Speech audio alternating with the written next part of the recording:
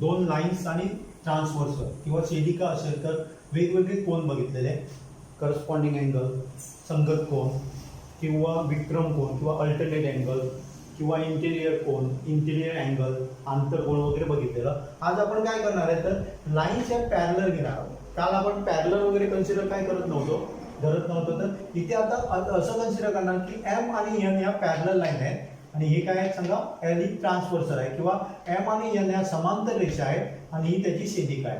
आता मी इथे एबीसी वगैरे असं काय अँगल लिहिलं नाही, ए बी सी असं काय लिहिलं नाही. त्याच्याबद्दल आपण असं कन्सिडर करूया, ह्या अँगल, हा अँगल आहे तो ए आहे, हा अँगल आहे तो बी आहे, हा अँगल आहे तो सी आहे, हा अँगल म्हणजे आपण काय केलं कन्सिडर तर angle A B C equal to angle A. म्हणजे मी थोडक्यात लिहिलं बघा, हा अँगलला आपण काय म्हणतो की ए म्हणतो. तर आता आपण काय करायचंय तर वेगवेगळ्या अँगल मध्ये काय रिलेशन आहे, संबंध काय ते आपण पाहणार आहोत. तर जनरली तुम्हाला एक माहित असेल की समजा एखादी स्ट्रेट लाईन असेल आणि तिला समजा दुसऱ्या स्ट्रेट लाईनने असं हे केलं तर इथे जो अँगल असतो ना तो कायम इक्वल टू हे असतो. आपण जर मोजला ना तर दोन्ही काय असणार, इक्वल असणार आहे. तसं इथे जो अँगल होतो तो इथे होणार. समजा इथे समजा आपला आहे तो 110 आहे तर इथे पण 110 असणार आहे. इथे समजा 70 असेल तर इथे पण काय असणार आहे, 70 असणार आहे. त्यामुळे याच्यावरनं आपण काय सांगू शकतो की ए आणि डी काय असणार, इक्वल असणार. मी इथे लिहितो बघा, angle A equal to angle D. का? कारण त्याला आपण काय म्हणतो तर ऑपोजिट अँगल म्हणतो. इथे लिहितो बघा मी, ऑपोजिट अँगल किंवा त्याला विरुद्ध कोन म्हणतो, विरुद्ध कोन. जसे हे विरुद्ध कोन आहे तसे हे पण विरुद्ध कोन आहे, ते पण इक्वल असायला पाहिजे. त्यामुळे बी, अँगल बी आणि अँगल सी, कोन बी आणि कोन सी पण काय इक्वल आहे. त्याला आपण परत काय कुठल्या याच्याप्रमाणे आपण म्हणणार ऑपोजिट अँगल किंवा त्याला काय म्हणतो आपण विरुद्ध कोन. नक्की समजतंय?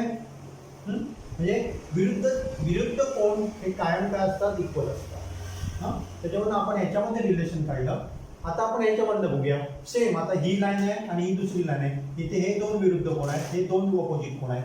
त्यामुळे मी काय करणार आहे बघा, इथे पण लिहितो angle E equal to angle G आणि angle F is equal to angle H. हे दोन्हीसाठी मी कॉमन लिहितो ऑपोजिट अँगल, ऑपोजिट अँगल्स किंवा त्याला काय म्हणतो आपण विरुद्ध कोन. आता आपण पुढचं बघूया. समजा इथे समजा दोन पॅरलल लाईन्स असतील, अशा पॅरलल लाईन मी तिथे दाखवल्या पण इथे एक सेपरेट दाखवलं तुम्हाला. समजा हा जेवढा अँगल असणार ना तेवढाच हा असणार आहे. कारण काय बघा, ह्या दोन्ही पॅरलल आहे. जरी आपण कोन मापकाने असं मोजलं ना तरी तुम्हाला ते काय दिसणार आहे, दोन्ही काय दिसणार आहे, सेमच दिसणार. कारण ह्या दोन पॅरलल लाईन आहेत. ह्या जर सेम असेल तर ह्या पण दोन्ही काय असायला पाहिजे, इक्वल असायला पाहिजे. कारण आपल्याला माहिती आहे की संपूर्ण लाईन असेल तर हा अँगल किती असतो, 180 डिग्री असतो. जर हा जर एक्स असेल तर हा पण एक्स असतो आणि इथे आपण काय लिहिणार, 180 मायनस एक्स लिहिणार. त्यामुळे हा पण अँगल आपला काय होणार आहे, 180 मायनस एक्स. हे दोन्ही पण काय असणार आहे, सेम असणार आहे. मग मी इथे काय लिहितो बघा, angle A equal to angle E आणि दुसरी angle B equal to angle F. याच्यावरून आपण हे केलं म्हणजे अँगल ए आणि अँगल ई काय इक्वल आहे, तसेच अँगल बी आणि अँगल एफ इक्वल आहे. आता जर आपण तुम्ही बघितलं तर angle A equal to angle E आहे आणि angle A equal to angle D आहे. याच्यावरून आपण काय सांगू शकतो की angle E must be equal to angle D. म्हणजे अँगल ई आणि डी काय असायला पाहिजे, इक्वल असायला पाहिजे. दुसरी गोष्ट बघा की आपण काय प्रूव्ह केलंय की B, angle B equal to F केलाय. तर इथे पण आपण जर बघितलं तर अँगल बी इक्वल टू काय, अँगल सी आहे. त्यामुळे आपल्याला काय हे करता येईल की angle B equal to F आहे, अँगल बी आहे एफ आहे आणि angle B equal to angle C आहे. त्यामुळे काय होणार बघा, angle C equal to angle F, angle C equal to angle F. आणि आपल्याला हे माहिती आहे की हे दोन्ही काय आहेत सांगा, अल्टरनेट अँगल आहे. आणि याच्यावरून आपण हे सांगू शकतो की अल्टरनेट अँगल काय असतात, कायम इक्वल असतात. अल्टरनेट अँगल काय असतात, इंटरनल अल्टरनेट अँगल म्हणूया त्यांना, ते काय असतात, इक्वल असतात. दुसरं आपण काय बघू शकतो बघा, ए आणि ई काय करस्पॉन्डिंग अँगल आहे, बी आणि एफ काय करस्पॉन्डिंग अँगल आहे. त्याच्यावरून आपण हे पण सांगू शकतो की करस्पॉन्डिंग अँगल सुद्धा काय असतात, इक्वल असतात. म्हणजे पहिलं आपण काय बघितलं की अल्टरनेट अँगल सेम असतात आणि करस्पॉन्डिंग अँगल पण काय असतात, सेम असतात. आता आपले कुठले राहिले तर बाह्य म्हणजे एक्सटर्नल इंटरनेट अल्टरनेट अँगल आपण बघूया. आता हा अँगल आहे, त्याचा अल्टरनेट अँगल हा आहे. इथे जर बघितलं तर angle B is equal to C आहे आणि angle F is equal to H आहे. पण आपण काय प्रूव्ह केलंय बघा, C is equal to F केलेलं आहे आपण. सी इज इक्वल टू काय, एफ आहे. आपण आपल्याला काय प्रूव्ह करायचं, अँगल बी आणि अँगल एच मध्ये काय रिलेशन आहे ते बघायचं आहे. पण आपण काय प्रूव्ह केलेलं आहे बघा, angle C equal to angle F आहे, एक कंडिशन आहे. दुसरं काय केलंय आपण, angle B is equal to C आहे. इथे पाहिजे तर मी लिहितो बघा, angle B equal to angle C आहे. नंतर दुसरं आपण काय केलंय की angle F is equal to angle H आहे. आणि आपण हे पण प्रूव्ह केलं angle C is equal to F आहे. Angle C is equal to angle F आहे. हे पण आपण काय केलेलं आहे, प्रूव्ह केलेलं आहे. याच्यावरून आपण काय करू शकतो बघा, angle C is equal to F आहे, angle F is equal to काय, एच आहे. Angle F is equal to H आहे. याच्यावरून आपण काय करू शकतो बघा, एफ इथे आहे, एफ इथे आहे आणि याचे इथे सी आहे, इथे सी आहे. याच्यावरून आपण इझिली प्रूव्ह करू शकतो की angle B equal to angle H सांगू शकतो. ह्या तिन्हीवरून आपण सिद्ध करू शकतो की angle B is equal to angle H. म्हणजे काय असतं सांगा, बाह्य इंटरनेट एक्सटर्नल इंटरनेट अँगल असतात, अल्टरनेट अँगल असतात, ते पण इक्वल असतात. हे जसे इक्वल असणार तसे हे पण काय असणार आहे, इक्वल असणार आहे. ए इक्वल टू काय असणार आहे, जी असणार आहे. आता आपलं राहिलं काय, इंटरनल अँगल. इथे जर बघितलं तर हे आणि हे इक्वल आहे, हे आणि हे इक्वल आहे, आपण प्रूव्ह केलं. आता ह्याच्यामध्ये रिलेशन काय असणार आहे बघा, ते जर बघितलं तर आपण काय होणार बघा, हे प्लस हे 180 होतं, angle E plus angle F 180 होतो, कारण स्ट्रेट लाईन आहे. आणि angle C plus angle D is equal to पण 180 होतो.